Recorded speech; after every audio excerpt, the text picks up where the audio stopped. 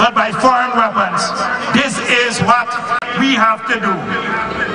We have to constantly recognize sometimes our values are slightly different than those of the developed world.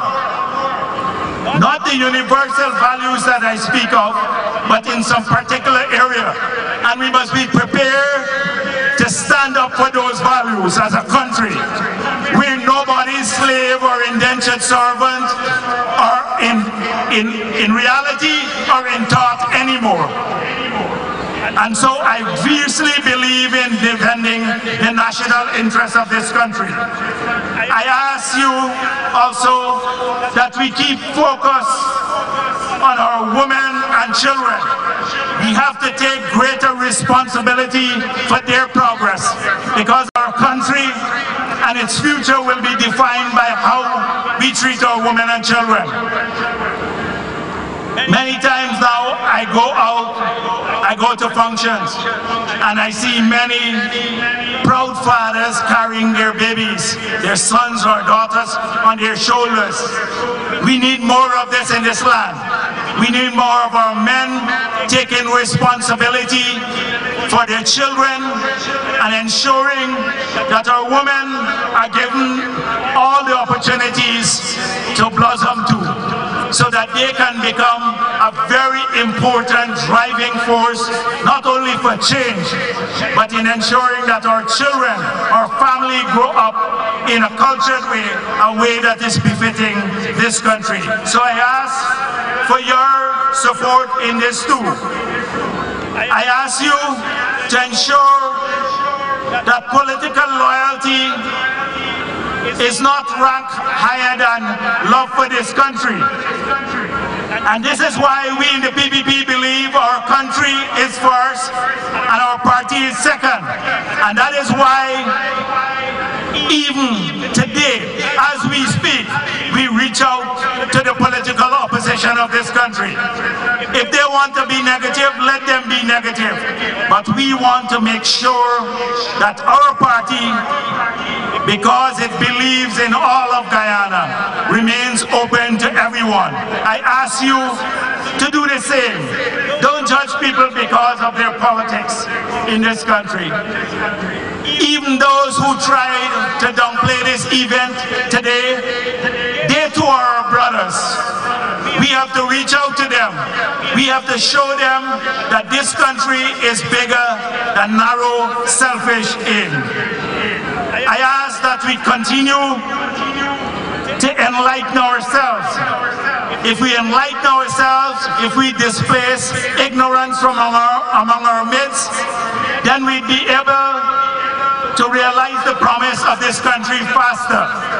The learning channel, information, communication, technology, a hunger for knowledge, a quest to be constantly enlightened and broad-minded, open up to cultures around the world, a desire to support our local culture, whether it's the writers or the filmmakers or those who create thoughts in our society, the thought industry. Let us support them. Let us enlighten ourselves, because we will get where we want to go faster if we do so. I ask that when we see sorrow, when we see grief, that we develop enough compassion to reach out, not to be indifferent to sorrow and grief, whether it's here in Guyana or in Africa, where some babies may be not getting enough to eat because of famine, or in Asia or in India or in some other part of the world when people face natural disasters. If we feel their pain, we feel the pain of others, it enhances our humanity. And if that happens, our country will be a better place. I ask you, if you have not done it before, when you get back home, think about it. Think about how you can improve your lives in this land. Think about how you use your money. Think about accumulating wealth. Think about the lives opportunities here. Rethink your own lives, because there are so many opportunities opening up in our land, and if we're not constantly nimble in thought, if we don't constantly think about how we want to improve our own lives, if we sit on our hands and complain about everything, then you are not going to be part of that bright Guyana that we're trying to create, and we want you to be part of it. I ask you to ensure that our young people have an opportunity to continue to be part of progress in Guyana. They are the people on whom we are pinning a lot of our hopes. Treat them with respect and also give them the opportunities to blossom. I was given the support and the opportunity of becoming president, and I'm grateful, extremely grateful to my party and Chetty Jagan and Janet Jagan and all of the others who supported me and the entire party.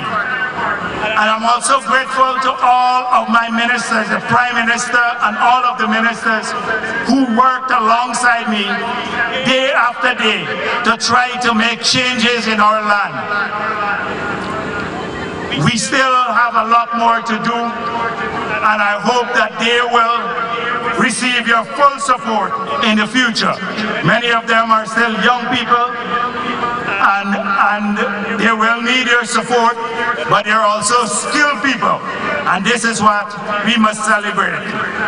I ask that we continue to work to make sure that all the orphanages, by the next time you honor another president here, every child in Guyana will be out of every orphanage and in a loving, caring home.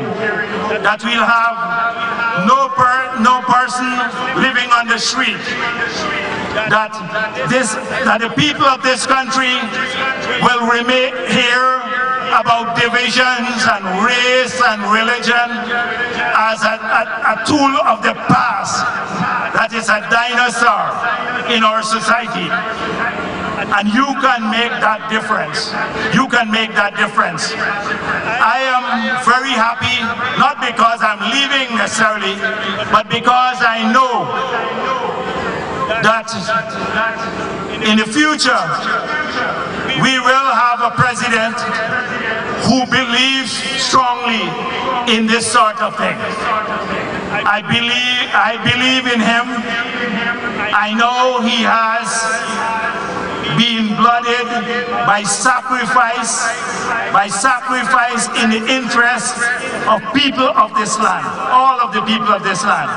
I know he doesn't judge people by their race or religion. I know he wants to see the progress. I know he has a vision that will take our country to higher heights. And this is why I leave hoping that our country will get to that stage faster rather than slower. And I want to promise you that in whatever way and in whichever manner I can, I will continue to support development in this country. I'll continue to support all of the activities that can make a change in people's lives. You can't turn on patriotism or love for this country and turn it off. That love will always be in our hearts. It will always be in mine.